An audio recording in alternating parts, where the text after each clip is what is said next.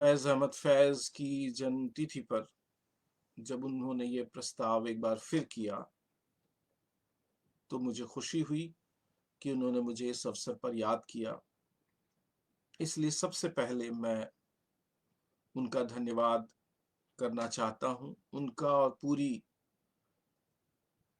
उनकी टीम का, जो ये फ़ेसबुक पेज साहित्यिक बतकही चलाते हैं। इस पेज पर उन्होंने इससे पहले अनेक महत्वपूर्ण व्याख्यान आयोजित किए हैं और इससे मालूम होता है कि वे एक गंभीर काम इस फेसबुक पेज के माध्यम से करना चाहते हैं। फैज ने अपने जीवन में बहुत सारे काम किए। यदि उन्होंने सिर्फ कविताएं लिखी होती तो उनका जीवन वैसा दुखमय ना होता जैसा कि हमें दिखाई देता है। वो लगातार कुछ वर्षों बरसों के अंतर से पाकिस्तान की जेलों में रहे। उन्हें कई बार मुल्क छोड़ना पड़ा और मुल्क के भीतर की जो अव्यवस्थाएं थीं, उनकी वजह से वो खुद कई बार बाहर गए। उन्होंने बहुत तरह के काम किए, कविताएं लिखी, गद्य लिखा, मुदर्रिसी की यानी शिक्षक रहे, पत्रकार रहे, अखबार के संपादक रहे, फौज में गए, फौज से बाहर निकलकर एक आर्ट इंस्टीट्यूशन की स्थापना की। इसके साथ अलग अलग मौकों पर उन्होंने पाकिस्तान की हुकूमत के साथ काम किया। अफ्रो एशियन राइटर्स एसोसिएशन की पत्रिका लोटस का संपादन किया और उसके मुख्यालय में, जो उनके जमाने में बेरूत में था, वहां भी जाकर काम किया। तो फैज के जीवन और उनकी कविताओं से गुजरते हुए जो सबसे पहली और बुनियादी बात दिखाई पड़ती है कि हमें अपने जीवन में सिर्फ लिखने पढ़ने के काम तक खुद को सीमित नहीं करना चाहिए और जितने तरह के काम संभव हैं आम आदमी की जिंदगी में बदलाव के लिए, आम आदमी की बेहतरी के लिए, आम आदमी के बेहतर भविष्य के लिए, वो सारे के सारे काम किए जाने चाहिए। मैं युवा साथी अजय कुमार शाह और उनकी पूरी टीम के इस काम को, जो साहित्यिक बतकही फेसबुक पेज के माध्यम से वो कर रहे हैं, इसी तरह का काम देख मानता हूं। ये सब युवा साथी विद्यार्थी हैं, लेकिन विद्यार्थी रहते हुए अध्ययन के अतिरिक्त दो वे इस तरह का काम कर रहे हैं। ये सच्चे मायनों में फैज का वारिस होने की तरफ एक कदम है। पर उससे भी जरूरी बात यह है कि अपने समय और समाज को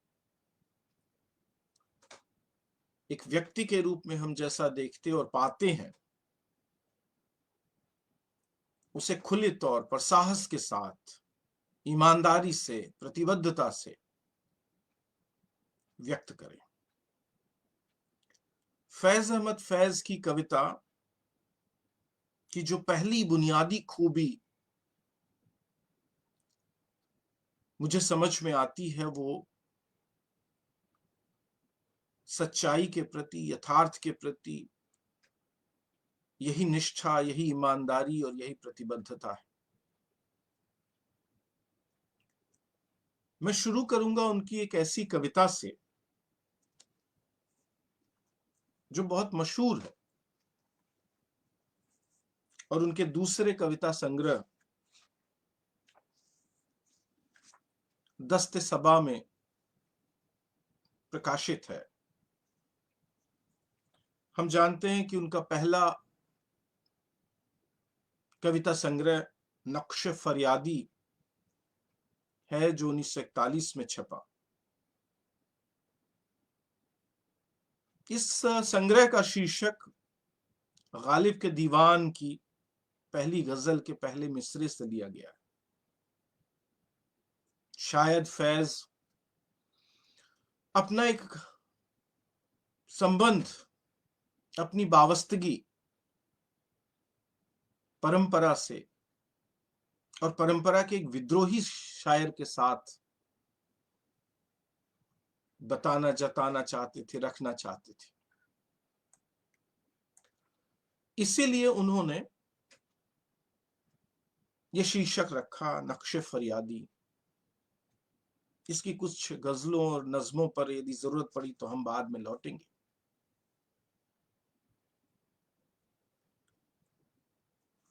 कविताएं लिखते हुए, गजलें, नज्में और दूसरे किस्म के काव्य रूपों का इस्तेमाल करते हुए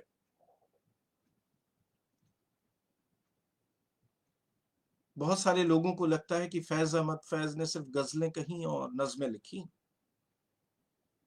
पर जब हम उनके कविता संग्रहों से गुजरते हैं तो इन दो काव्य रूपों के अतिरिक्त और भी तरह के काव्य रूप हमारे सामने आते हैं। गीत हैं, मरसिये हैं, नात हैं, सेहरा है, लोरी है और भी दूसरी किस्म के काव्य रूप जो परंपरा में पहले से चले आते थे। फैज एक ऐसे शायर थे जो यथार्थ को, सच्चाई को कहते हुए कविता से कोई समझौता नहीं करते थे। शायद ही उनकी कविता में आपको कभी कोई ऐसी जगह दिखाई दे जहां यथार्थ का वर्णन, चित्रण या जो कहन है उनका, उनकी जो बात है, वो इतनी सीधी सपाट हो जाए कि उसे कविता कहना कठिन मालूम पड़े। अखबार की तरह की एक आर्थी बात उन्होंने कविता में कभी नहीं कही। यानी यदि एक तरफ उनका सरोकार, उनका कंसर्न यथार्थ से, सच्चाई से, वास्तविकता से, मनुष्य के जीवन की घुटन, परेशानियों, तनावों, दुखों, सिसकियों, उसकी उम्मीदों और उसके सपनों से था, तो दूसरी तरफ उन्होंने कविता को हमेशा अपना सरोकार बनाए रखा। यानी जिसे साधारण भाषा में हम काव्य वस्तु और काव्य रूप के दो खानों में बांटते हैं, फैज ने काव्य वस्तु के लिए काव्य रूप से और काव्य रूप के लिए काव्य वस्तु से कभी समझौता नहीं किया। बहुत गजिन है उनकी कविता, इसलिए कई बार वो अपने भीतर प्रवेश का रास्ता नहीं देती। कठिनाइयां आती हैं उनकी कविताओं के भीतर प्रवेश करने का रास्ता खोजते हुए। मेरे जैसे लोग जो उर्दू के इतने अभ्यस्त नहीं, खासतौर पर उर्दू कविता के, हम लोग जो हिंदुस्तान में लोकप्रिय गजलों को सुनकर, नज्मों को सुनकर या कभी कभी पढ़कर उसके भीतर प्रवेश की कोशिश करते हैं, तो भाषा का एक बहुत जटिल और मैं कहूंगा कि जो बिल्कुल आम फहम नहीं है, उस रूप से हमारा सामना होता है। और इसीलिए फैज की कविता में प्रवेश का रास्ता कठिनाई से मिलता है। हिंदी के पाठकों के लिए उनकी कविता का आस्वाद लेना, उसके भीतर प्रवेश करना कठिन है। उसकी मूल वजह यही है कि उन्होंने कभी भी कविताई से, यानी जो फॉर्म है, जो उसकी कलात्मकता है, उसके साथ कभी समझौता नहीं किया। कम मिलता है ऐसा, हालांकि कभी कभी मिलता है कि फैज ने अपनी कविता को इतना आम फहम बना दिया हो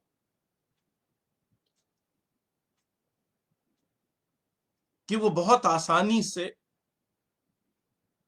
दिल दिमाग में उतर जाए या हम उसके भीतर उतर सकें। ज्यादातर दफा वो हिंदी के अपने समकालीन कवियों शमशेर और मुक्तिबोध की तरह नजर आते हैं। जैसे हिंदी के पाठक हिंदी के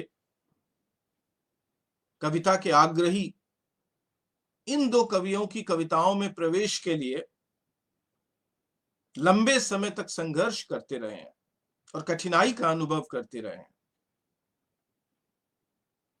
वैसे ही फैज की कविता के भीतर प्रवेश करने में कठिनाई का अनुभव होता है। अब ये अंतर्विरोध लग सकता है बहुत सारे कलावंतों को, पाठकों को यह अंतर्विरोध लग सकता है, जैसा कि अंतर्विरोध उन्हें मुक्तिबोध या शमशेर के मामले में लगता है कि यदि कवि खुद को जनता का कवि कहता है और वो जनता के बारे में लिख रहा है, तो उसका काव्य रूप, उसकी काव्य भाषा इतनी जटिल, इतनी गहन क्यों है कि उसके भीतर प्रवेश का रास्ता नहीं मिलता। और तब मुझे याद आती है वो बहस जो काव्य रूपों और काव्य भाषा के बारे में प्रगतिशील आंदोलन में चल रही थी और हिंदी में वो दबी जबान से आज तक चलती है।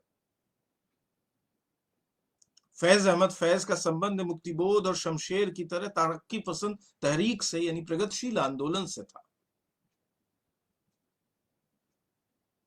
तो एक आदर्श ये था कि कविता ऐसी हो जो तुरंत अपने भीतर प्रवेश का रास्ता दे दे। जैसा कि हिंदी में उदाहरण के तौर पर नागार्जुन की कविता, केदारनाथ अग्रवाल की कविता का उल्लेख होता रहा है। उर्दू में कुछ हद तक मजाज की शायरी इस तरह की रही है, लेकिन दूसरी तरफ फैज हैं, मुक्तिबोध हैं और शमशेर हैं। याद करना होगा मुक्तिबोध का वो निबंध, जनता का साहित्य किसे कहते हैं, जिसमें वो कहते हैं कि जनता के मानसिक स्तर को ऊंचा उठाना ज्यादा जरूरी है बनस्पत इसके कि हम अपनी कविता को ही नीचे की तरफ, यानी कि इस आम फहम, आसानी और साधारणता और सहजता की साधारणता की तरफ ले चले। इसलिए मैं शुरुआत में ही एक बहुत विनम्र स्वीकार करना चाहता हूं कि जिस आसानी से और हक से मैं मुक्तिबोध की कविता में और शमशेर की कविता में बरसों बरस के अभ्यास के बाद प्रवेश कर पाता हूं, उतनी आसानी से मैं फैज की कविता के भीतर प्रवेश नहीं कर पाता। वहां जो भाषा है, जो काव्य रूप है और जो तमाम उससे जुड़ी हुई दूसरी बातें हैं, उनसे एक दूरी बनी रहती है। शायद मैं कह सकता हूं कि मैं बहुत बार कविता को पूरी तौर पर समझ भी नहीं पाता, लेकिन जितना मैं समझता हूं, जितना मैं समझ पाता हूं, उसके आधार पर इस कठिन और जटिल लगने वाली, अपने भीतर प्रवेश का रास्ता न देने वाली कविता से मुझे असीम प्यार लगता है। और इसीलिए जितना प्यार मैं मुक्तिबोध और शमशेर से कर पाता हूं, नागार्जुन और त्रिलोचन से कर पाता हूं, निराला से कर पाता हूं, उतना ही प्यार बहुत आसानी से मैं फैज से कर पाता हूं। तो मैंने कहा कि फैज ने यथार्थ और सच्चाई और कविताई दोनों के बीच एक जबरदस्त किस्म का कलात्मक संतुलन हमेशा बनाए रखा। न उन्होंने काव्य वस्तु के लिए कविता की कला से समझौता किया और न कविता की कला के लिए, कविता को कलात्मक बनाने के लिए काव्य वस्तु से। उनकी कविता एक ऐसी बंदिश की तरह नजर आती है जहां बात और कहने का अंदाज दोनों एक साथ पैदा होते हैं, एक साथ आते हैं और इस तरह वो मिलकर एक रचना बनते हैं। यानी आप जो कहने का अंदाज है और जो बात कही गई है, दोनों को अलगा कर देख नहीं सकते। काव्य रूप और काव्य वस्तु की यह अद्भुत एकता हमें फैज अहमद फैज में दिखाई देती है, जैसा कि दुनिया के अनेक महान कवियों के यहां ये बात बहुत आसानी से हम देख सकते हैं। मैं फिर लौटता हूं, मैंने कहा था कि मैं उनकी दूसरे कविता संग्रह दस्ते सबा की कविता से शुरुआत करूंगा। मैं बात कर रहा था वास्तविकता को कहने, सच्चाई को कहने की प्रतिबद्धता, ईमानदारी और साहस से। प्रतिबद्धता भी हो और ईमानदारी भी हो और साहस न हो तो बहुत सारी बातें कही नहीं जा सकती। इसलिए कवि के लिए समझ जितनी जरूरी है कि वो यथार्थ को, सच्चाई को समझे, जितना ये जरूरी है कि वो अपनी अनुभव की गई और समझी गई सच्चाई के प्रति प्रतिबद्ध और ईमानदार रहे। कई बार साहस उससे ज्यादा बड़ा गुण हो जाता है। फैज अहमद फैज के बारे में बात करते हुए इस साहस को याद करना बहुत जरूरी है। यदि साहस न हो फैज के भीतर तो फैज बहुत सारी ऐसी बातें अपनी कविता में न कह पाते जो उन्होंने कही। और इसकी शुरुआत के तौर पर मैं इस नज्म को की याद दिलाना चाहता हूं आपको। इस नज्म का शीर्षक है, और आप में से ज्यादातर लोगों ने इसे पढ़ा होगा, सुना होगा इसके बारे में, सुबह आजादी, आजादी की सुबह। याद कीजिए उसकी शुरुआती पंक्तियां। ये दाग दाग उजाला, ये शब गजीदा सहर, वो इंतजार था जिसका, ये वो सहर तो नहीं। ये नज्म कहते हैं कि ठीक आजादी के दिन, जब अविभाजित हिंदुस्तान जो कि मुल्क था फैज का, वो दो टुकड़ों में बंट रहा था। आजादी के साथ साथ, स्वतंत्रता के साथ साथ विभाजन भारत पर, भारतीय जनता पर लाद दिया गया था। 14 अगस्त 1947 और 15 अगस्त 1947 की मध्य रात्रि एक अविभाजित राष्ट्र दो राष्ट्रों के रूप में सामने आ रहा था और उसी रात ये नज्म लिखी गई, ऐसा कहते हैं।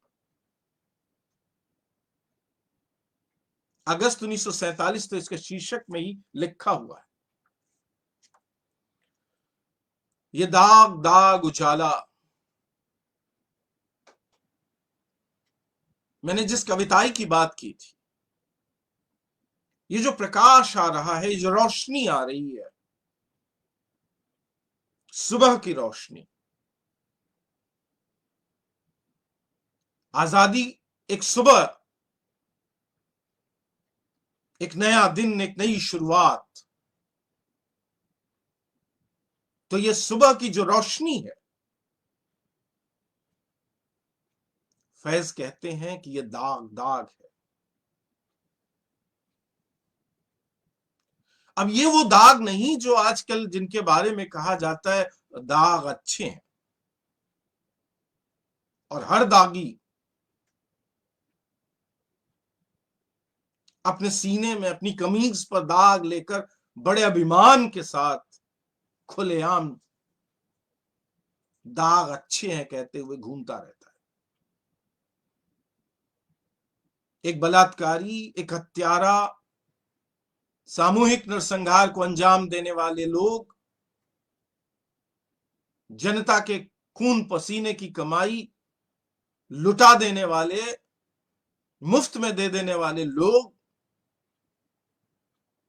धर्म के नाम पर, जाति के नाम पर, राष्ट्र के नाम पर कत्लो जनसंहार करने वाले लोग अपने सीनों पर इन दागों को सम्मान पत्र की तरह टांगे फिरते हैं और कहते हैं दाग अच्छे हैं। ये वो दाग नहीं। आप इस रूपक को, इस बिंब को देखें, ये उजाला दागदार है। उजाले की ये चादर धब्बों से भरी हुई, और ये एक ऐसी सुबह है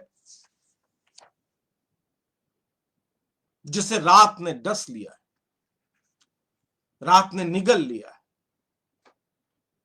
हम सब जानते हैं, हिंदी उर्दू इलाके में दिल्ली से लेकर भोपाल तक का ये जो इलाका है, डसना एक भयानक और खतरनाक और विभत्स क्रिया है। तो वो जो सुंदरता के मानदंड है, जो पारंपरिक मानदंड, जहां ऐसी चीजों से कवि को बचना होता है क्योंकि वे असुंदर होती हैं, पहली ही पंक्ति में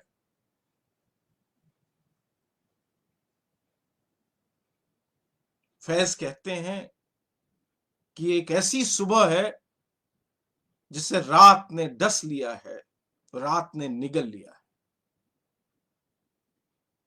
ये पूरा का पूरा बिंब, ये पूरा का पूरा रूपक, शब गजीदा सहर, ये पूरा का पूरा बिंब जैसा कि एक पूरी कहानी, एक पूरी सच्चाई कह देता है। उजाला तो है, पर यह दागों भरा है, धब्बों से भरा है, कालीमा से भरा है। और कितना साफ है फैज का मंतव्य।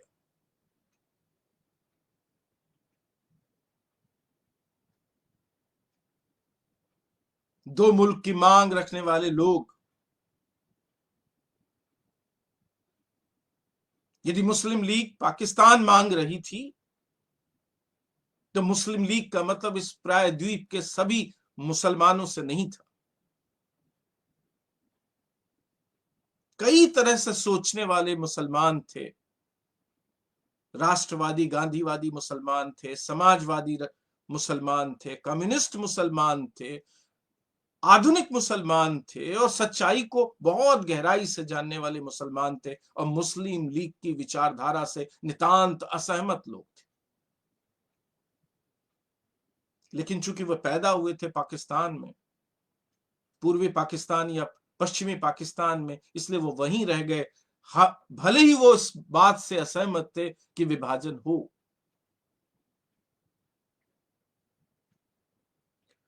तो कितना साफ कहता है ये कवि, हमारा प्यारा कवि। इससे ज्यादा साफ कैसे कहा जा सकता है? वो इंतजार था जिसका, ये वो शहर तो नहीं। 1757 से लेकर 1947 तक 190 साल जब भी हमारे भीतर ये समझ हुई कि हम गुलाम हैं, अव्वल तो ये समझ आने में वक्त लगता है, और धीरे धीरे लोगों को समझ में आया। किसानों को, आदिवासियों को पहले समझ में आया, और धीरे धीरे बाद में औरों को समझ में आया। क्योंकि किसानों, आदिवासियों को पहले समझ में आया, इसलिए रिवोल्ट, विद्रोह भी उन्होंने पहले किए। इसलिए पूरा सिलसिला 1757 से 1947 के बीच किसान विद्रोहों और आदिवासी विद्रोहों का मिलता है। रईसों को, उच्च वर्ग को, उच्च वर्ण के लोगों को, अमीरों को, सामंतों को, जमींदारों को, राजे रजवाड़ों को जरा देर से समझ में आया। तो जब समझ में आया और गुलामी के विरुद्ध लड़ाई की शुरुआत हुई, पहले किसानों ने, आदिवासियों ने लड़ी, फिर बाद में चलकर पूरे मुल्क ने इकट्ठा होकर लड़ी। तो उम्मीद की, सपना देखा एक सुबह का, जो खूब उजालों भरी सुबह का सपना, और इंतजार किया। हिंदी के सामान्य विद्यार्थी जानते हैं वो धूमिल की कविता पटकथा में किस तरह आता है, मैंने इंतजार किया।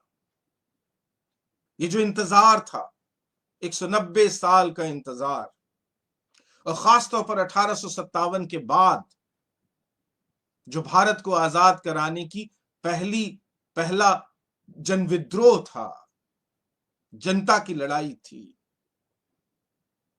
सीमित जनता की ही सही, लेकिन जनता की लड़ाई थी। 90 सालों में, 1857 से 1947 के बीच, जब भी कोई भी समाज का हिस्सा, मुल्क का हिस्सा लड़ाई में शामिल हुआ, तो एक इंतजार था उसे कि ये कालिमा भरी रात, गुलामी की रात खत्म होगी और एक सुबह आएगी। कितना साफ कहते हैं फैज, ये वो इंतजार था जिसका, ये वो शहर तो नहीं, ये वो सुबह नहीं। तो फिर सब कुछ साफ कह दिया। सुना है हो भी चुका फिराके जुल्म ते नूर, सुना है हो भी चुका विसाले मंजिलो काम, बदल चुका है बहुत अहले दर्द का दस्तूर, निशात वस्ल हलालो अजाब जिब हिज्र आराम, जिगर की आग, नजर की उमंग, दिल की जलन, किसी पे चाराए हिजरा का कुछ असर ही नहीं, कहां से आई निगारे सबा, किधर को गई, अभी चिराग सरे रह को कुछ खबर भी नहीं। कितना साफ, अभी गरानी शब में कमी नहीं आई, अभी रात के अंधकार में कमी नहीं आई है, निजात दीदा और दिल की घड़ी नहीं आई। जब दिल को और आंख को निजात मिले, ये घड़ी अभी नहीं आई, इसलिए चले चलो कि वह मंजिल अभी नहीं आई। समझ कवि की, और अपनी समझ के प्रति प्रतिबद्धता और ईमानदारी, और उसे कहने का साहस, तीनों चीजें कितनी साफ, कितनी शफाफ मौजूद हैं इस जगह पर। दूसरा ये संग्रह है फैज का दस्ते सबा। तो क्या फैज अहमद फैज भारतीय कम्युनिस्ट पार्टी के उस निर्णय की बात कर रहे थे, उस समझ की बात कर रहे थे इस कविता में, जो कहती थी कि ये आजादी झूठी है, अधूरी है। क्या ये बात जो फैज ने कही सिर्फ इतनी है? क्योंकि और भी कवि और भी शायर हिंदुस्तान के इस ऐसी या ऐसी मिलती जुलती बात कह रहे थे, और उनमें से ज्यादातर का संबंध प्रगतिशील आंदोलन से, कम्युनिस्ट पार्टी से था। मैं समझता हूं कि ये बात इतनी सीधी और साफ नहीं है, बल्कि खुद का अनुभव एक व्यक्ति एक आजाद होते हुए मुल्क को लाशों से पटा देखे, भोपाल में, लखनऊ में, पटना में, बनारस में, इलाहाबाद में, जयपुर में बैठकर उस अंधियारे का अनुभव नहीं हो सकता जो पाकिस्तान बनने की प्रक्रिया में पंजाब और बंगाल में बैठे हुए लोगों को हुआ। विभाजन की त्रासदी को पंजाबियों ने और बंगालियों ने झेला, हमने तो सिर्फ उसके बारे में सुना है। तो ये जो विभाजन का बोझ और उसके बाद खून का सिलसिला, विस्थापन, लाखों लाख लोग मारे गए, कोई गिनती नहीं, और उनसे कई ज्यादा गुना लोग विस्थापित हुए, सब कुछ टूट गया, खत्म हो गया। ऐसे में कोई शायर, ऐसे में कोई कवि ये कैसे कहे कि ये सुबह सच्ची सुबह है? हम यही चाहते थे, हम यही उजाला चाहते थे। इसलिए इस अनुभव को, इस समझ को सिर्फ कम्युनिस्ट पार्टी की आधिकारिक समझ से जोड़ा नहीं जा सकता, बल्कि इसे कवि के निजी अनुभवों से और निजी समझ की तरह देखा जाना चाहिए। परंतुतः पाकिस्तान बना, हिंदुस्तान बना, दो मुल्क बन गए, दोनों तरफ के समझदार लोग ये चाहते रहे कि मुल्कों के बीच आपस में संबंध दोस्ताना हो, ऐसे हों जैसे भाइयों के होते हैं, प्यार से, खुलूस से रह सकें जैसे कि पहले रहते थे। मगर ये हो न सका। दोनों तरफ के लोग ये चाहते थे कि दोनों तरफ जनता, गरीब मुल्क की जनता धीरे धीरे खुशहाल हो, रोजी रोटी के सवाल, स्वास्थ्य और शिक्षा के सवाल, न्याय का सवाल, सामाजिक बराबरी का सवाल सुलझे धीरे धीरे।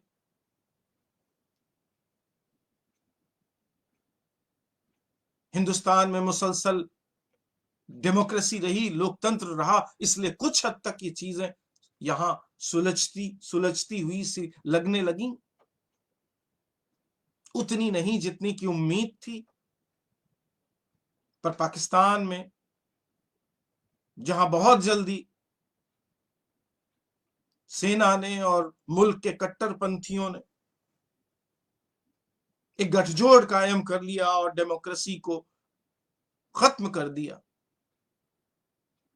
ज्यादातर वक्त या तो डेमोक्रेसी रही नहीं, या रही तो वो भी घिसकती हुई, लंगड़ाती हुई। एक विकलांग लोकतंत्र।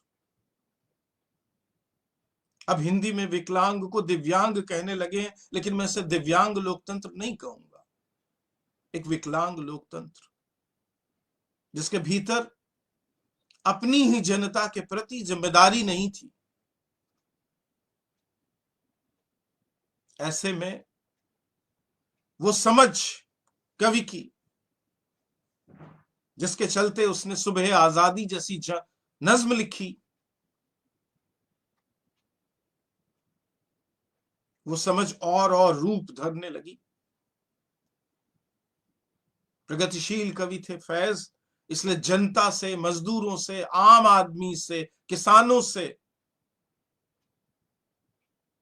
एक गहरा जिम्मेदारी भरा रिश्ता उनका था। यह भी याद कर लेना जरूरी है कि फैज अहमद फैज के खुद की पारिवारिक जिंदगी कोई बहुत समृद्ध परिवारों वाली नहीं रही है। उनके पिता मां, उनके दादा, ऐसा उनके बताए वर्णनों से लगता है कि एक गांव में एक भूमिहीन मजदूर की तरह, लगभग चरवाहे की तरह काम करते थे। और फैज के पिता ने भी अपनी शुरुआती जिंदगी इसी तरह गुजारी। फिर वे अपने गांव से भागकर जब लाहौर आए पढ़ाई लिखाई के लिए, और फिर धीरे धीरे वो सिलसिला शुरू हुआ, तो उनकी पारिवारिक जिंदगी में उनके पिता के जमाने से परिवर्तन आए। यानी फैज एक तरह से दूसरी पीढ़ी के शहरी थे। मैं उम्मीद करता हूं, मैं ईमान के चलता हूं कि गांव की जिंदगी से उनके कोई ना कोई संबंध बने रहे होंगे, इसलिए किसानों की जिंदगी से भी बने रहे होंगे।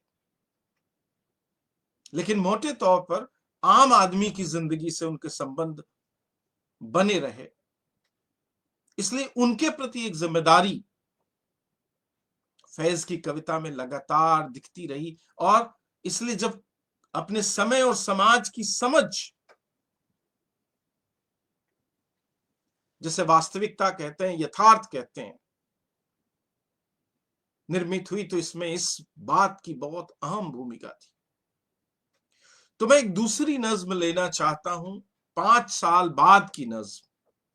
यानी मैंने जो पहली नज्म चुनी वो सुबह आजादी अगस्त 1947 की थी, तो दूसरी नज्म मैंने चुनी है बातचीत के लिए, वो जिसका शीर्षक ही है अगस्त 1952। और ये नज्म भी उनके दूसरे कविता संग्रह दस्त सबा में संकलित है।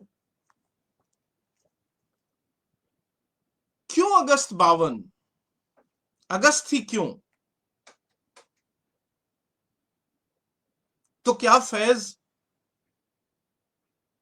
वो जो नाउम्मीदी 15 अगस्त 1947 को थी, 5 साल बीतने के बाद भी क्या उस नाउम्मीदी से बिल्कुल उबर नहीं पाए थे फैज? और एक मुल्क के रूप में पाकिस्तान का जो उनका अपना अनुभव है, क्या वो उनको दुखी और उदास करता था? क्या वो अपनी जनता की तरफ देखकर एक खास तरह के अफसोस और दुख से और तनाव से भर जाते थे? हाँ, शायद हाँ। और ये नज्म तो यही कहती है, अगस्त 1952, रोशन कहीं बहार के इम्कां हुए तो हैं, गुलशन में चाक चंद गरीबा हुए तो हैं, अब भी खजा का राज है लेकिन कहीं कहीं, गोशे चमन चमन में गजल ख्वां हुए तो हैं, ठहरी हुई है शब की सियाही वहीं मगर, कुछ कुछ शहर के रंग पर अफशां हुए तो हैं, है दश्त अब भी दश्त मगर खून पा से फैज, सैराब चंद खारे मुगीला हुए तो हैं, रोशन कहीं बहार के इम्कां हुए तो हैं, गुलशन में चाक चंद गरीबा हुए तो हैं, ठहरी हुई है शब की सियाही वहीं।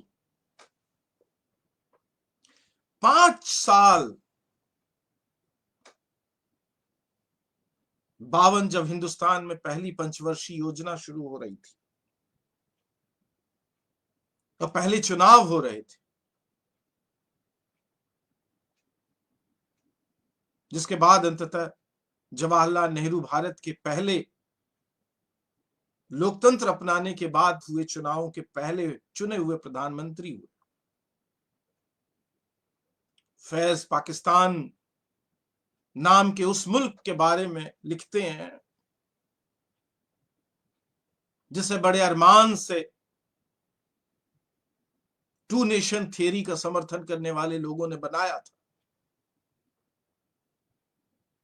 टू नेशन थियरी नेशनलिज्म का, राष्ट्रवाद का एक खास तरह का बाय प्रोडक्ट था।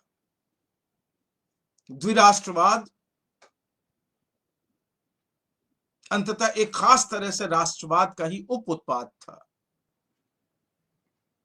एक खास तरह के आक्रामक और संकीर्ण राष्ट्रवाद का बाय प्रोडक्ट। ठहरी हुई है शब की सियाही वहीं, कुछ कुछ इलाकों में सुबह के कुछ रंग आए, पर बाकी इलाकों में तो रात वैसी ही अंधेरी और काली है।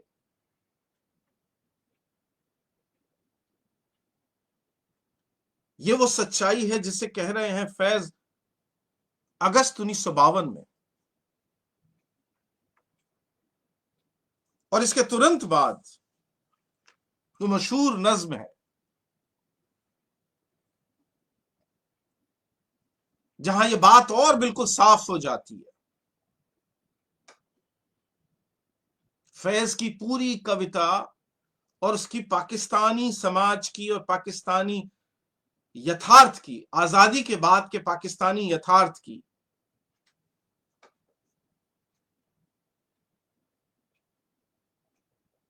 एक बुनियादी समझ यह है कि पाकिस्तान के रूप में एक ऐसा राष्ट्र, एक ऐसी बना है जिसे अपनी ही जनता से, अपने ही लोगों से कोई मोहब्बत नहीं और उसके प्रति कोई जवाबदेही नहीं।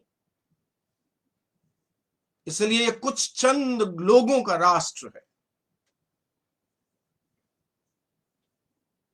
इस बात को समझना बहुत जरूरी है कि राष्ट्रवाद के नाम पर कई बार कुछ खास वर्गों, कुछ खास घरानों, कुछ अमीरों और ताकतवर लोगों की सत्ता स्थापित होती है और बाकी की जनता को राष्ट्र निर्माण के नाम पर अपना योगदान देना होता है, दुख और सितम सहने होते हैं। पेट्रोल का मूल्य इतना से इतना हो जाए तो मुल्क चलाने वाले ताकतवर लोगों के व्यक्तिगत जीवन पर कोई फर्क नहीं पड़ता, उनकी सुख सुविधाओं में कोई कटौती नहीं होती और यह सब कुछ राष्ट्रवाद के नाम पर होता रहता है। लेकिन जनता कहे कि यह महंगाई है तो राष्ट्रवादी नेता कहेंगे नहीं, राष्ट्र निर्माण में आपका अंश लिया जा रहा है बस। ये जो राष्ट्रवाद की धारणाएं, जहां अंततः राष्ट्र को सिकोड़कर कुछ लोगों, कुछ घरानों, कुछ परिवारों, कुछ अमीरों, कुछ शक्ति संपन्न लोगों तक सीमित कर दिया जाता है और बाकी जनता, बहुसंख्य जनता दुख और शोषण झेलने के लिए, सितम झेलने के लिए छोड़ दी जाती।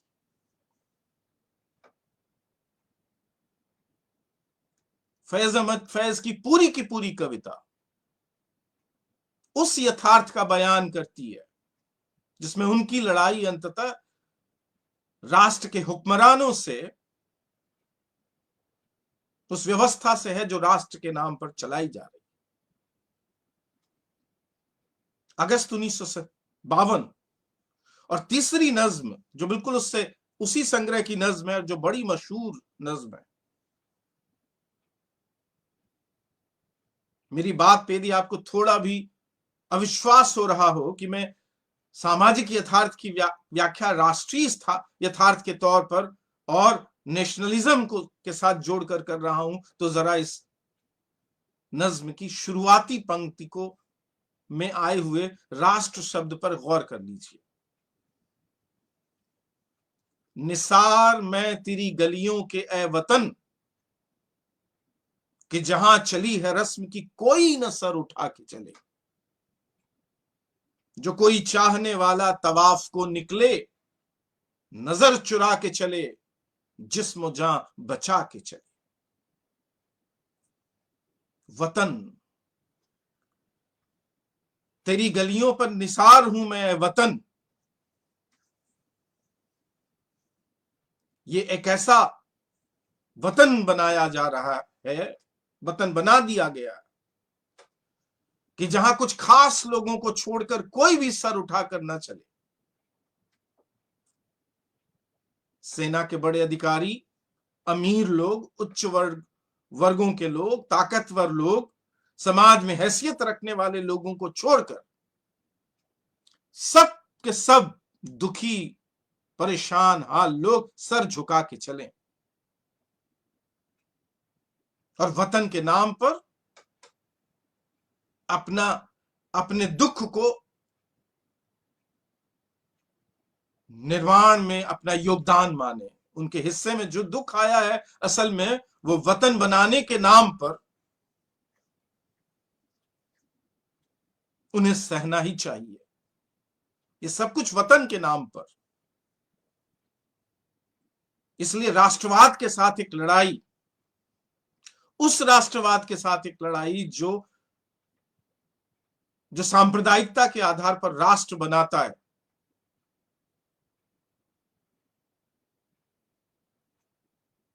उसके नाम पर लड़ाई, उसके खिलाफ लड़ाई, उस राष्ट्रवाद से, उस संकुचित और संकीर्ण राष्ट्रवाद से लड़ाई।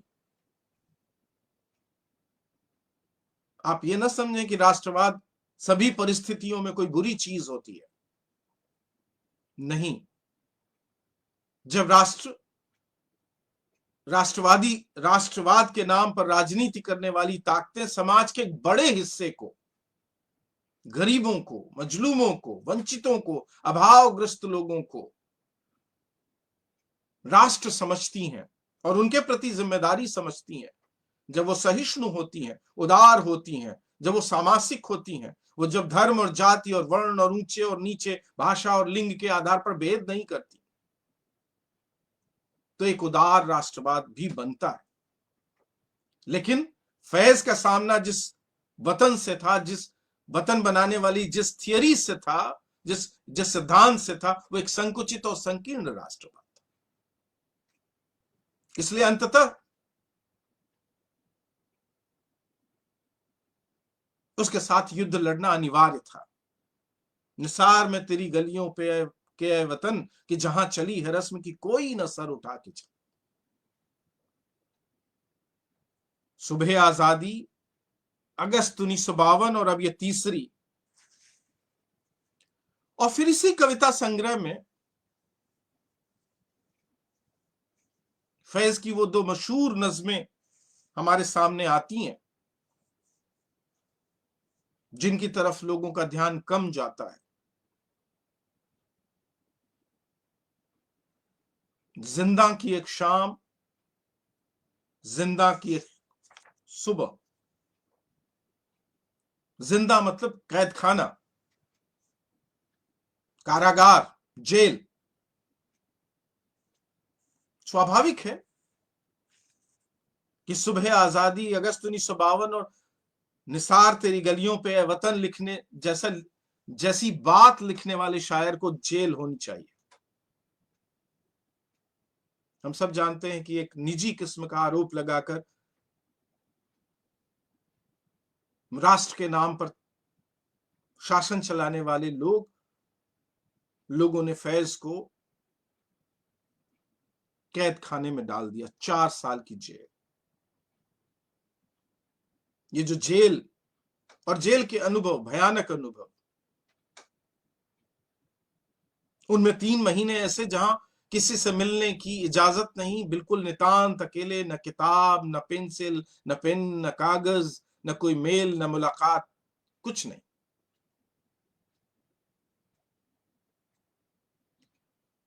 तो वो जो सुबह है, वो जो रोशनी है, जो आजादी की रोशनी है,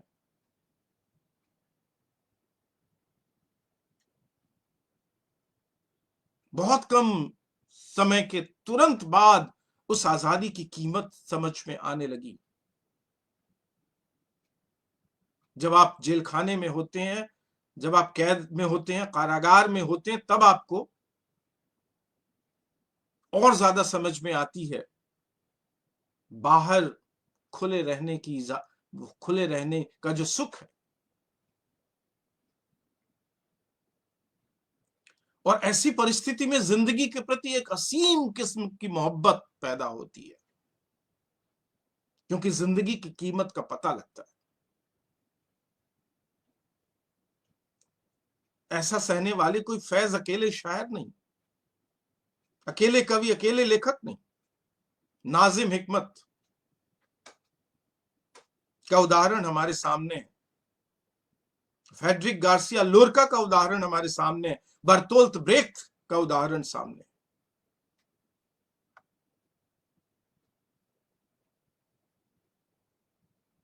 एक नाउम्मीदी अपने ही राष्ट्र में, अपने ही बनाए राष्ट्र के भीतर जेल में, जेल। मुझे तो कई बार लगता है फैज की इन दोनों नज्मों को पढ़ते हुए कि जैसे फैज किसी ऐसी जेल की बात नहीं कर रहे हैं जो जिसमें वो कैद है, बल्कि जब हम इन दोनों नज्मों को उनके बाद के तीसरे कविता संग्रह जिंदानामा, फिरदौसी ने लिखा था शाहनामा, और बहुत तरह के नामा लिखे गए, नजीर अकबराबादी ने रोटी नामा और आदमी नामा, बंजारा नामा लिखा। तो फैज के तीसरे कविता संग्रह का शीर्षक है जिंदानामा, जेल का वृत्तांत, जेल का वर्णन।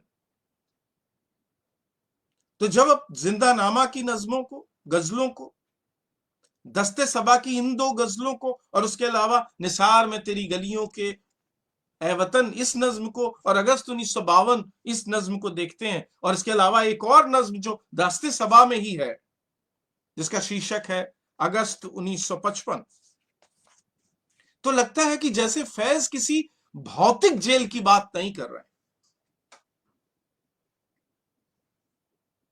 लगता है कि जैसे पूरा मुल्क वतन के नाम पर शासन करने वालों ने जैसे पूरे के पूरे मुल्क को एक जिंदा में तब्दील कर दिया है, एक कैदखाने में तब्दील कर दिया, एक कारागार बना दिया।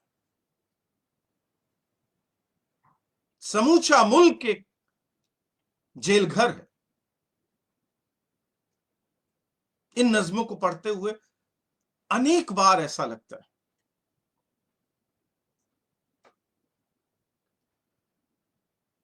कितनी कठिन होंगी ये भावनाएं, ये विचार, ये बातें, ये समझ। लेकिन आप कविताएं पढ़ें तो इसमें से कुछ भी इतना सीधी तौर पर कविता की भाषा की सतह पर तैरते हुए आपको दिखाई नहीं देता। बात जैसे कही गई है वैसे ही कही गई है जैसे कि कविता में कही जानी चाहिए। शाम के पेचुखम सितारों से जीना जीना उतर रही है रात, यूं सबा पास से गुजरती है जैसे कह दी किसी ने प्यार की बात। सहने जिंदा के बेवतन अशार, सिर निगू महव बनाने में दामने आसमां पे नक्शो निगार। पूरा डिस्क्रिप्शन, पूरा वर्णन।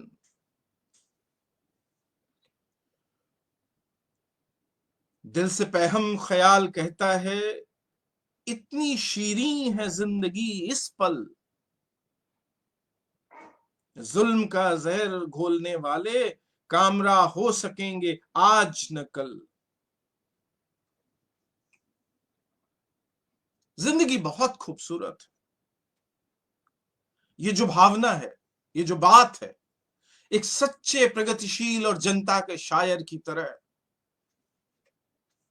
इतनी मुसीबतों से भरी हो जिंदगी, संघर्षों से भरी हो जिंदगी, लड़ाइयों से भरी हो जिंदगी, अन्याय, शोषण और दमन के शिकंजे में तड़पती हो जिंदगी,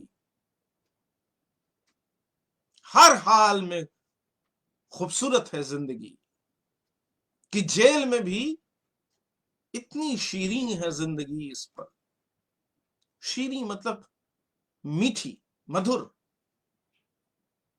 इसलिए इस जिंदगी में, इस मीठी जिंदगी में जहर घोलने वाले कभी कामयाब नहीं हो सकेंगे, सफल नहीं हो सकेंगे।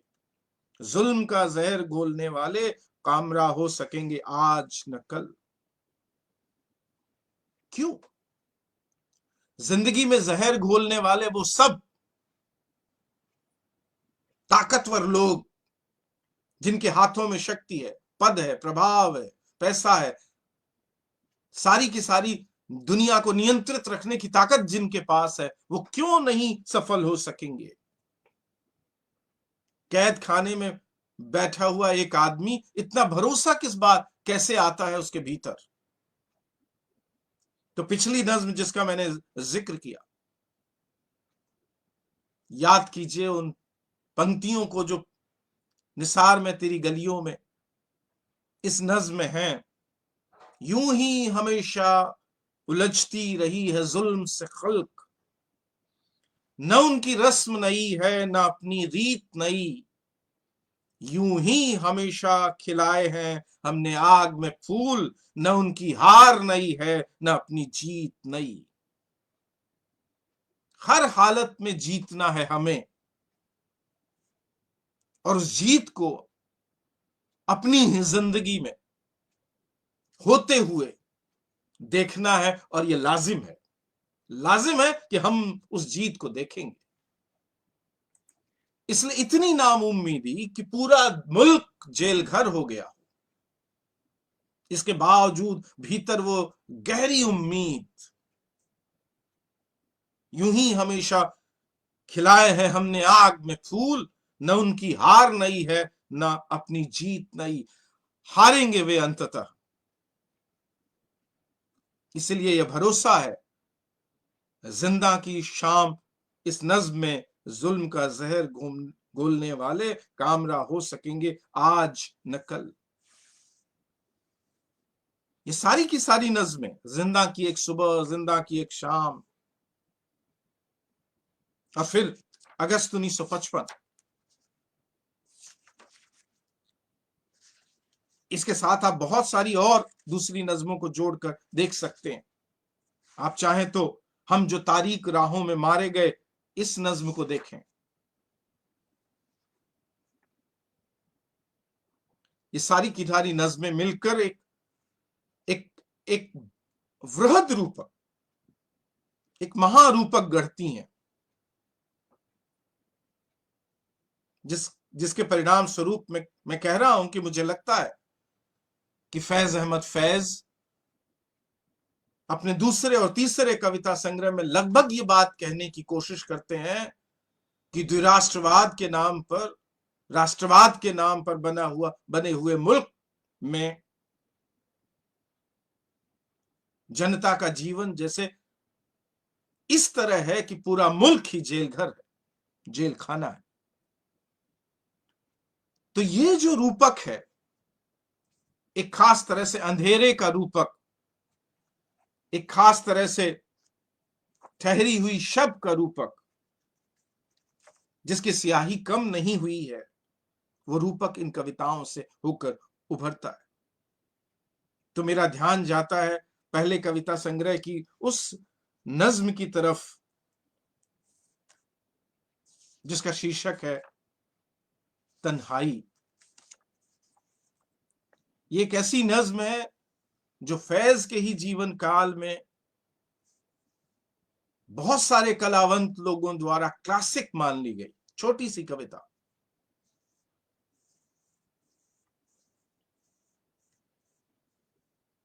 फिर आया, फिर कोई आया दिले जार नहीं कोई नहीं,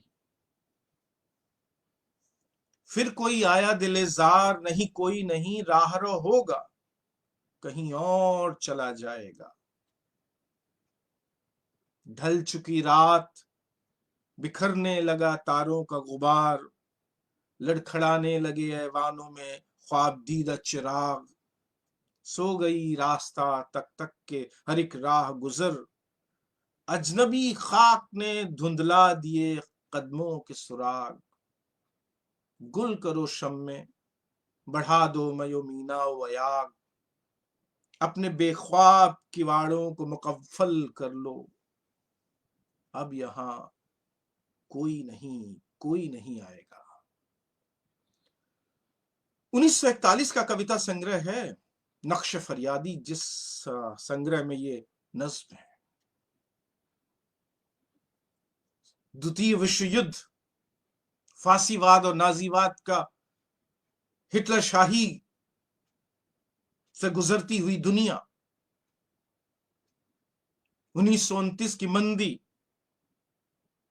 और भारत नाम के इस बड़े मुल्क में एक खास तरह की निराशा। ये वही निराशा है, नाउम्मीदी है, जिसकी एक झलक आपको राम की शक्ति पूजा में दिखाई देती है, निराला की महान कविता। निराशा और आशा का ये वही द्वंद्व है जो एक खास तरीके से मैथोलॉजिकल रूपक में, कमानी में दिखाई देता है, और जिसकी एक बहुत जबरदस्त अभिव्यक्ति प्रेमचंद की कहानियां और उपन्यास हैं, खासतौर पर कफन, पूस की रात और गोदान। ये जो नज्म है, ये जैसे कि उसी की एक और अभिव्यक्ति है, उसी अंधेरे की, उसी अकेलेपन की, उसी निराशा की।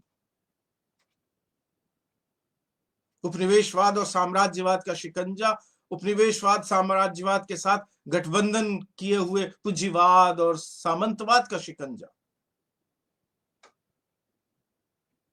कि जैसे कोई नहीं उम्मीद। ये जो ख्वाब थे कि होगा एक दिन, उन्हें बंद कर लो।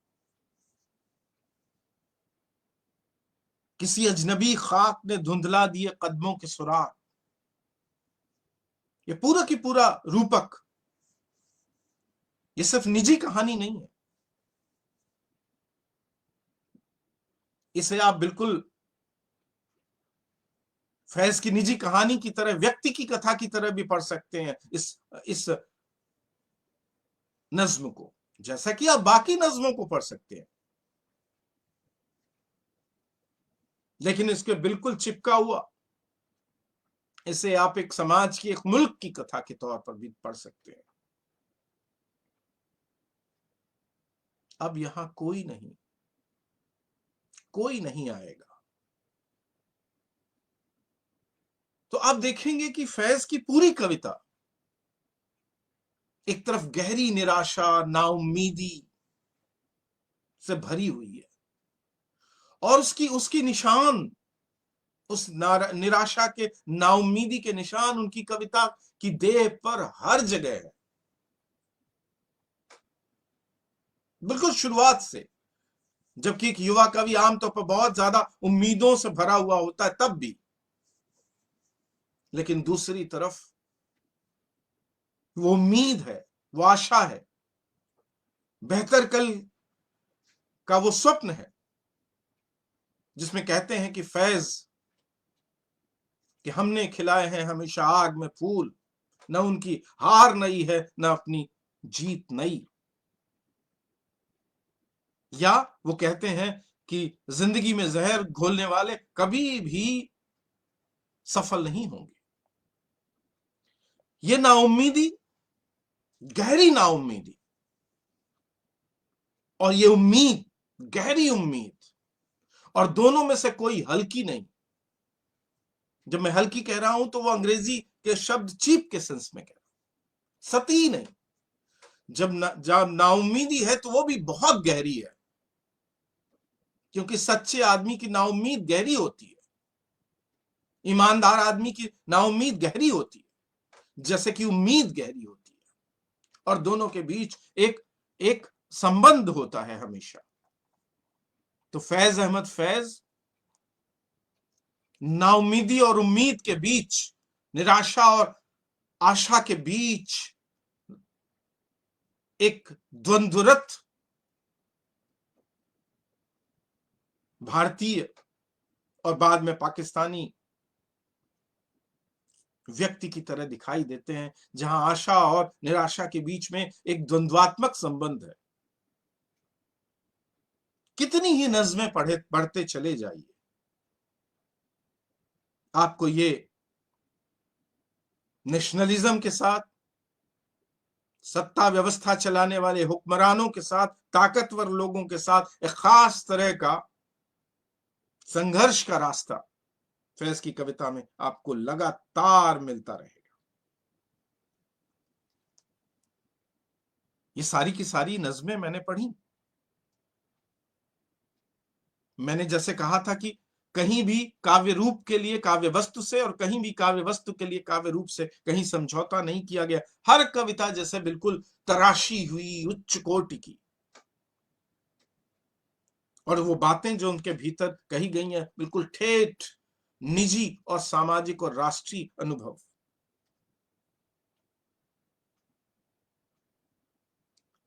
फैज की कविता ना अपने निजी अनुभवों को कविता में सेंसर करती है और ना अपने सामाजिक और राष्ट्रीय अनुभवों को, मानवीय अनुभवों को। आप ये भी देख रहे हैं कि फैज ने अपनी बहुत सारी नज्मों में और गजलों में जो तरीका इजाद किया, ये सारी की सारी नज्में पॉलिटिकल हैं, राजनीतिक हैं। लेकिन हमें बहुत सारी ऐसी गजलें नज्में मिलती हैं जहां राजनीतिक बातें उस मुहावरे में कही गई हैं जो ट्रेडिशनली पारंपरिक तौर पर गजल का मुहावरा है। आप सब जानते हैं कि गजल अपने पुराने समय से जहां से वो आई है, ये काव्य रूप जहां से आया है, वहां आशिक महबूब की बातचीत के लिए इस्तेमाल किया जाने वाला छंद है। यानी गजल में एक खास तरह की कोमलता और उसमें खास तौर पर बात करने का भाव, डायलॉग है गजल, संवाद है गजल। और कैसा संवाद है? आशिकाना संवाद है, प्रेमालाप है गजल। इसलिए बहुत सारी नज्में आपको बाद में चलकर मिलती हैं जहां नज्मों में गजल की इन बुनियादी खूबियों को जज्ब कर लिया है फैज ने। जितनी आसानी से उनकी समुचित भावना का, विचारों का, उनकी समझ का की अभिव्यक्ति उनकी नज्में करती हैं, ऐसा तो नहीं कहा जा सकता कि गजलें नहीं करती, पर नज्में ज्यादा करती।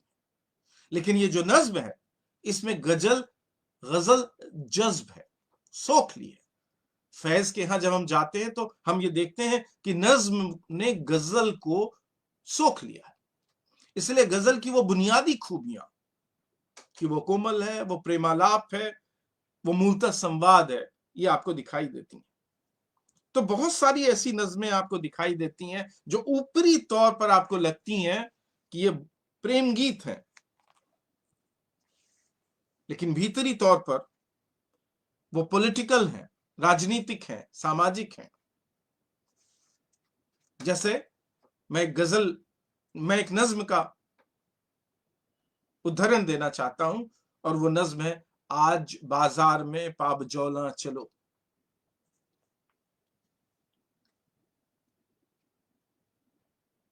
मीर का वो शेर याद है आपको? दिखाई दिए यूं कि बेखुद किया हमें आपसे भी जुदा कर चले, बड़ी आरजू थी गली की तेरी, सो यहां से लहू से नहा कर चले। ये तो मालूम था कि इश्क की तोहमत और इश्क करने की सजा मिलनी है तुम्हारी गली में, प्रेयसी की गली में, और खून बहना है, क्योंकि अभियोग लगाया जाएगा, प्रेम करने का अभियोग, और सजा दी जाएगी कि प्रेम किया तुमने, और खून बहाया जाएगा। अभियोग लगाया जाएगा, सजा दी जाएगी, और तुरंत खून बहेगा, इसलिए मैं यहीं से अपने घर से, बड़ी आरजू थी गली की तेरी, सो यहां से लहू से नहा कर चले। तो ये जो प्रेम का अभियोग है, इसका इस्तेमाल किया फैज ने। आज बाजार में पैरों में बेड़ियां बांध कर चलो, सबके सामने बाजार में चलो। जैसे मीर कहते हैं कि यहां से लहू में नहा कर चले, तो घर से ही बेड़ियां पहनकर चलो, क्योंकि प्रेम का अभियोग तो लगेगा। पूरा का पूरा मुहावरा नज्म का प्रेम कविता का है, फॉर्म पूरी तरह प्रेम कविता का है। चश्मे नम जान शोरीदा काफी नहीं, तुहमते इश्क पोशीदा काफी नहीं। छुपाकर प्रेम करने का इल्जाम, तुहमत काफी नहीं। आज बाजार में पाबजौला चलो। और फिर कहते हैं कि इसको मान लो, ये होगा, ये होना है। यदि तुम नहीं मानोगे तो कौन मानेगा? इनका दमसाज अपने सिवा कौन है? शहरे जाना में अब बासफा कौन है? दस्त कातिल के शाया रहा कौन है? कातिल के हाथ में ने गले का रूपक है। कातिल के हाथ के लिए हमसे ज्यादा योग्य कौन है? अब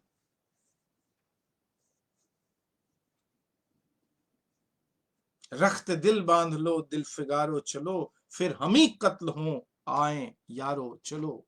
आज बाजार में पाबजौला चलो। तो ये जो तुहमत इश्क है, प्रेम का लांछन, अभियोग, अब यदि से आप इसे एक साधारण कविता माने तो ये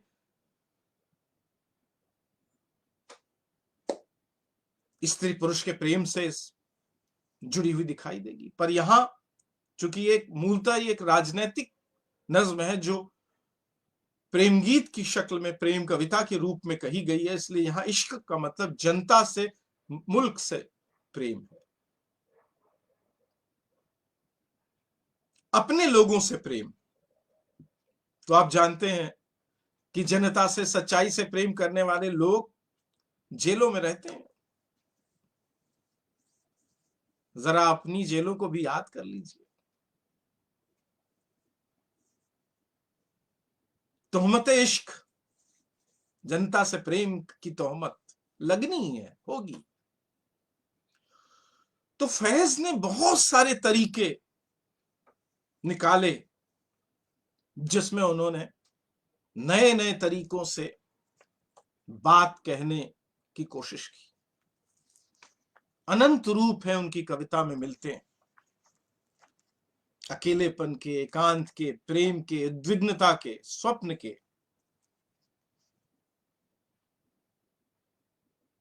आप बहुत सारी नज्मों को याद कर सकते हैं। जैसे एक नज्म जो मुझे बहुत प्रिय है,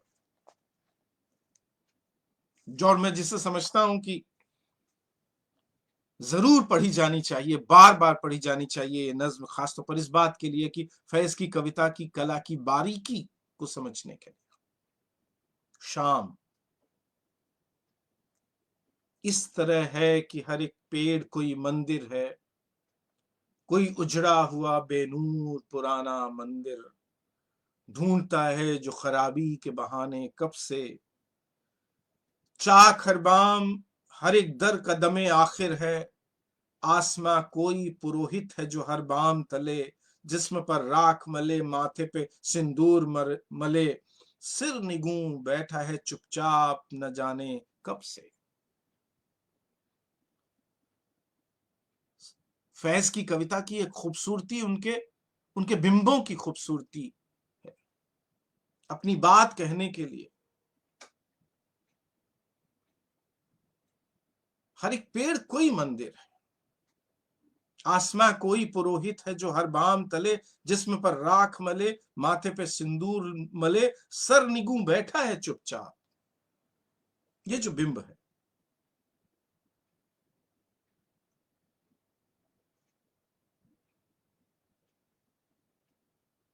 बिंबों की ये खूबसूरती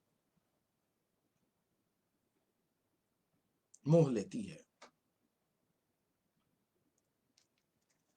लेकिन फैज की कविता एक खास तरीके से पूरी दुनिया की लोगों की, जनता की एकता की कविता है। इसीलिए जब आप दुनिया के संघर्ष कर रहे मुल्कों और जनता का उल्लेख इन कविताओं में पाते हैं, तो आपको उस अंतरराष्ट्रीय सर्वहारा मानवीयता की, मजलूमों और वंचितों की जो अंतरराष्ट्रीय वैश्विक एकता है, किसान, मजदूर,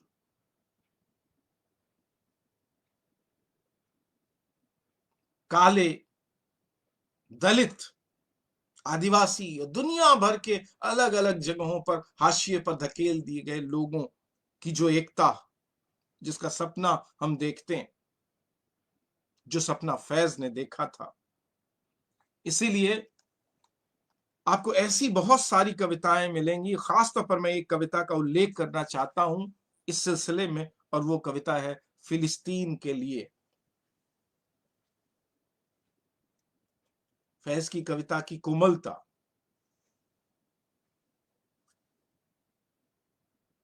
फिलिस्तीनी बच्चे के लिए एक लोरी, ये जो मुल्क के नाम पर, राष्ट्रवाद के नाम पर, फिर आप देखेंगे फिलिस्तीन, फिलिस्तीनियों को उनकी ही जमीन से बेदखल कर दिया गया, और वे तमाम यहूदी जिन्होंने हिटलर के जुल्म सहे थे, जब ये मुल्क बना इजराइल, तो वो सब जैसे कि उन जुल्मों को भूल गए और गरीब फिलिस्तीनियों पर सालों साल अमेरिकी मदद से पाए गए हथियारों की दम पर वो फिलिस्तीनियों पर हमले करते रहे, और एक अद्भुत किस्म की कोमल करुणा आपको फिलिस्तीन पर लिखी गई कविताओं में, भारत में अनेक कवियों ने कविताएं लिखी।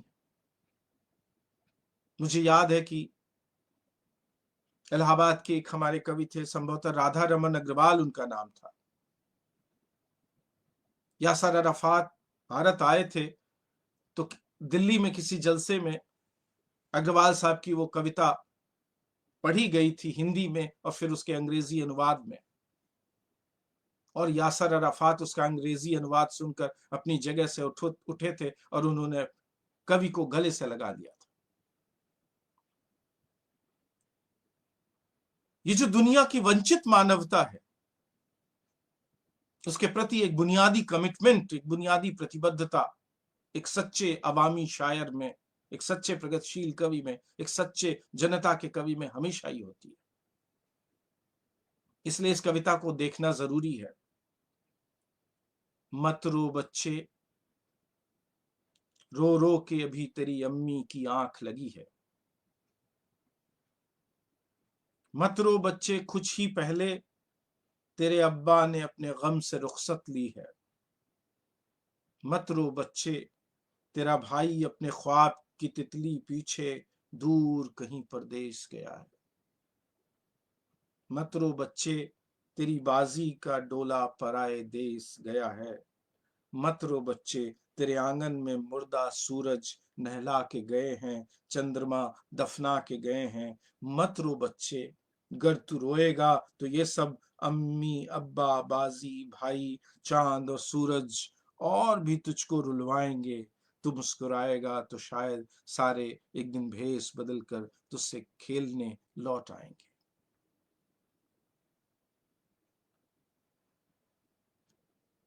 फैज की ये लोरी जो बेरूत में 1980 में लिखी गई, जब वो अफ्रो एशियन राइटर्स एसोसिएशन के मुख्यालय में काम कर रहे थे और लोटस नाम की पत्रिका का संपादन कर रहे थे, इस लोरी को पढ़ते हुए आपको बाद में लिखी गई पाश की कविता याद आ सकती है।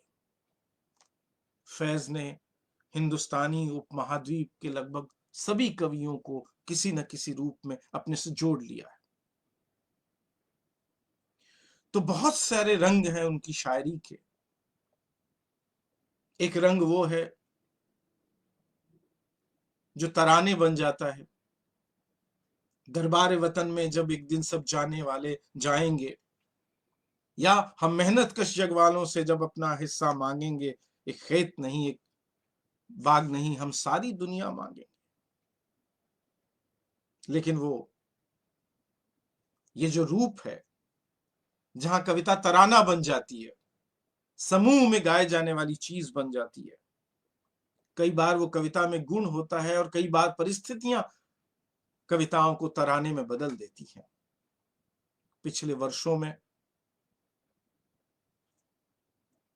फैज सीमा के उस पार थे, पाकिस्तान में। इसलिए उन्होंने अपने मुल्क के हुक्मरानों के खिलाफ, सैनिक तानाशाहियों और कट्टरपंथियों की गठजोड़ के खिलाफ,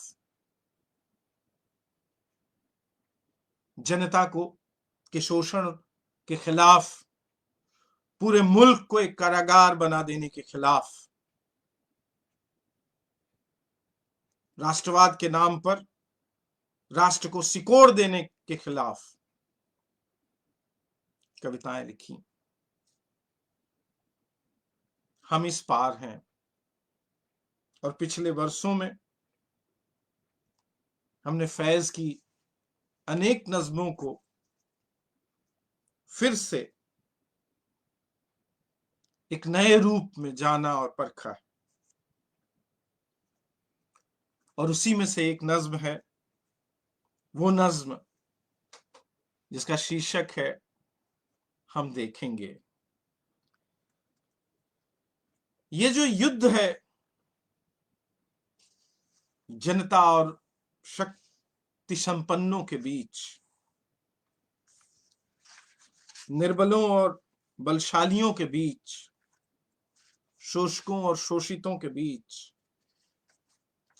न्याय की उम्मीद रखकर जिंदगी जीने वालों और अन्याय की मशीनरी चलाने वालों के बीच, ये जो युद्ध है, संघर्ष है, क्लासिकल मार्क्सिज्म में जिसे क्लास स्ट्रगल, वर्ग संघर्ष कहा गया, जिसका उल्लेख फैज ने बहुत सारी नज्मों में किया है। उस नज्म में भी जो मैंने पढ़ी,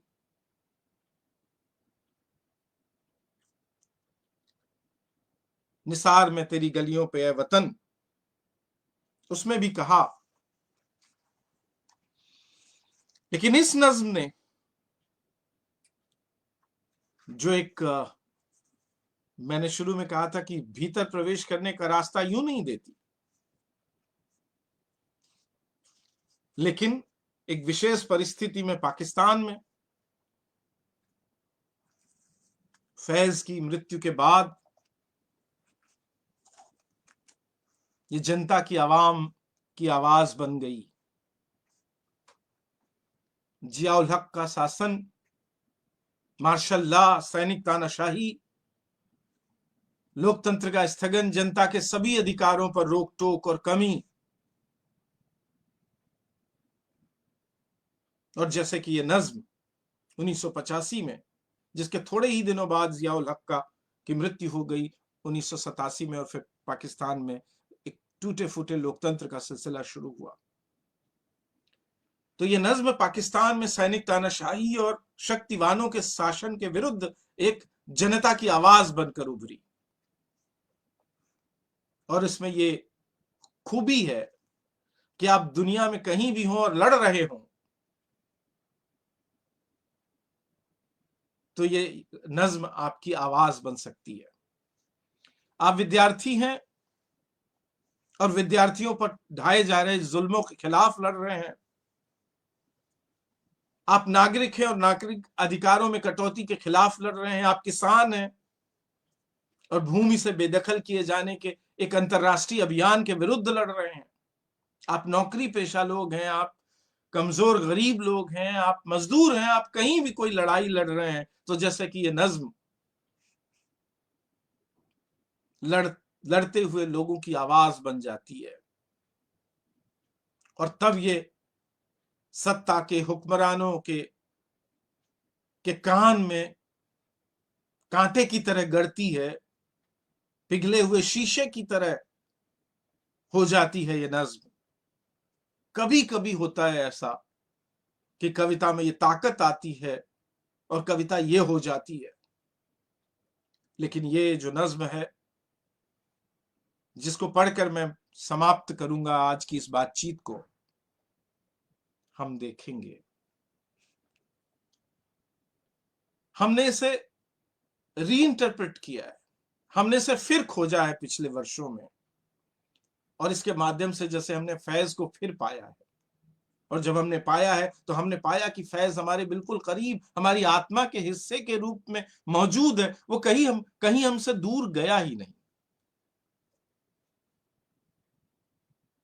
हम देखेंगे, लाजिम है कि हम भी देखेंगे वो दिन कि जिसका वादा है। ये सब वो बातें हैं जो, वो दिन माने वो सपना जिसके बारे में पाश कहता है और जिसके बारे में हम कहते हैं कि उस सपने को मरने नहीं देना है। चाहे कितना ही जुल्म सहना पड़े पर वो सपना जीवित रहना चाहिए। हर आंख में होना चाहिए वो सपना कि धरती एक दिन इसके सच्चे बेटे बेटियों को मिलेगी। कोई एक खेत नहीं, सारे खेत हमारे होंगे। क्या गोरा क्या काला, क्या अमीर क्या गरीब, सारे धरती के सच्चे बेटे इस पर राज नहीं करेंगे, इसमें रहेंगे सच्चे बेटों की तरह, सच्ची बेटियों की तरह। वो दिन कि जिसका वादा है, मालूम है हमें कि वो दिन आएगा और हम, ये बिल्कुल पक्का है, अनिवार्य है, जरूरी है कि ये होगा। हम देखेंगे, हम देखेंगे, लाजिम है कि हम भी देखेंगे वो दिन कि जिसका वादा है, जो लौहे अजल में लिखा है। हम देखेंगे जब जुल्म और सितम के कोहे गरा रुई की तरह उड़ जाएंगे। वो बड़े बड़े पहाड़ की तरह दिखने वाले जुल्म और सितम के ढेर रुई की तरह हल्के मालूम पड़ेंगे और एक फूंक से उड़ जाएंगे।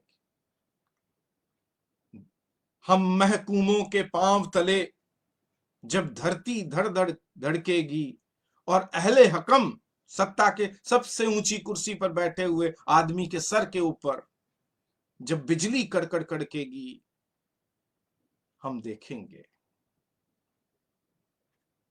ये नज्म जो ऊपरी तौर पर सूफिज्म के एक रूपक से या सूफिज्म के एक मुहावरे का इस्तेमाल करती हुई चलती है, जब अर्ज खुदा के काबे से धरती के खुदाओं के काबों से जब सब बुत उठवाए जाएंगे, हम अहले सफा मरदूद हरम मसनद पे बिठाए जाएंगे। गरीब और वंचित, अन्याय और शोषण सहते हुए लोग मसनदों पे बैठेंगे। सब ताज उछाले जाएंगे, सब तख्त गिराए जाएंगे। हम देखेंगे। ये जो उम्मीद है गहरी,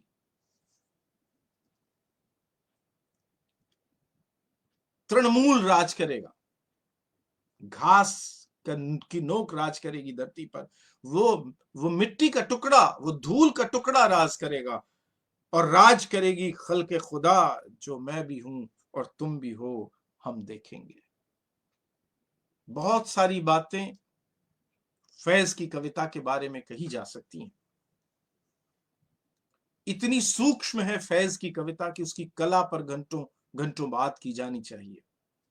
इतने शेड्स हैं, इतने आयाम हैं, इतने रंग हैं निजी जिंदगी के और सामाजिक जिंदगी के, राष्ट्रीय जिंदगी के फैज की कविता में।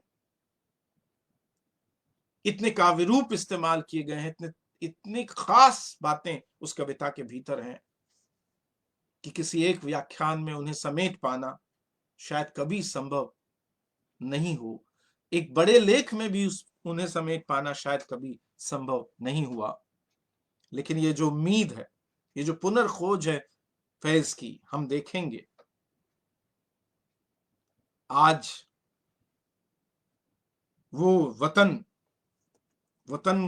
के नाम पर वो शासन चलाने की वो पूरी तरकीब, जिसे राष्ट्रवाद कहते हैं, और राष्ट्रवाद के नाम पर राष्ट्र के टुकड़े करने, डिफाइंड टुकड़े या अनडिफाइंड टुकड़े, हर शहर में 2 शहर, 3 शहर, 4 शहर, हर गांव में 2 गांव, 3 गांव, 4 गांव,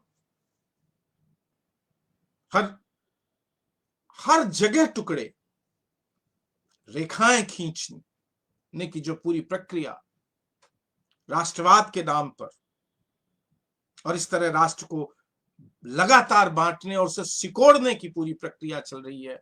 जैसे फैज अहमद फैज की पूरी लड़ाई, एक तरफ वो शक्ति संरचना के, यानी वो क्लासिकल मार्क्सिज्म के उस क्लास स्ट्रगल की तरह दिखाई देती है, तो दूसरी तरफ नेशनलिज्म के खिलाफ, उस संकीर्ण और संकुचित मनुष्य विरोधी, जन विरोधी राष्ट्रवाद के विरुद्ध भी उनकी कविता में एक लड़ाई दिखाई पड़ती है। हम सब जो फैज के वारिस हैं, हमें यह कुव्वत पैदा हो कि हम उनके वारिस बन सकें। हम इन सारी बातों को याद रखेंगे, हमेशा बार बार दोहराएंगे, और दोहराते हुए इन बातों को, फैज को याद रखेंगे, और उस सपने को याद रखेंगे जो फैज के पहले से धरती पर मौजूद है, जो फैज ने देखा, उनके साथियों ने देखा, उनके बाद के लोगों ने देखा, और हम पर यह जिम्मेदारी है अब कि हम देखें और अगली नस्लों को, अगली पीढ़ियों को वो सपने स्थानांतरित करें। फैज के एक परवर्ती पंजाब से ही आने वाले कवि ने कहा था, सबसे खतरनाक होता है सपनों का मर जाना। तो फैज जब ये बातें कहते हैं तो वो हमें एक विरसा सौंपते हैं, सपनों को जीवित रखने का विरसा। हम फैज के सच्चे वारिस बनेंगे यदि हम अपनी आंखों में हमेशा उन सपनों को सजाए रखेंगे और उन लड़ाइयों को जीवित रखेंगे जिनके रूप बदल जाते हैं, पर जो निरंतर चलती रहती हैं लड़ाइयां। आज हमारे महबूब शायर का, हमारे सबसे प्रिय कवि का, प्रिय कवियों में जो एक कवि है, ऐसे कवि का आज जन्मदिन है, और इस अवसर पर उन्हें, उनके प्रति सम्मान पेश करना तो एक औपचारिकता है, परंतु उनकी दी हुई जिम्मेदारियों को निभाना ज्यादा बड़ी बात है। और मैं समझता हूं कि आप सब और हम सब मिलकर ये कर पाएंगे। मैं पुनः साहित्यिक बतकही की टीम को धन्यवाद देता हूं कि उन्होंने आज मुझे आमंत्रित किया और इस तरह कुछ टूटी फूटी बातें मैं आप सबके बीच कह सका। आप सभी का, जो लोग मेरे साथ इतने लंबे समय तक जुड़े रहे, उन सबको मैं धन्यवाद देता हूं। मैं बोलते वक्त अक्सर ही आपकी टिप्पणियों को देख नहीं पाता, और इसलिए यदि उसमें कोई बात ऐसी होती है जिसे बीच में देख लेना जरूरी हो, तो वो भी मैं नहीं कर पाता। तो मैं आप सबके प्रति धन्यवाद देता हूं जो इस अवसर पर मौजूद रहे। मैं पुनः पुनः आप सबके प्रति धन्यवाद देते हुए विदा लेता हूं। धन्यवाद, नमस्कार।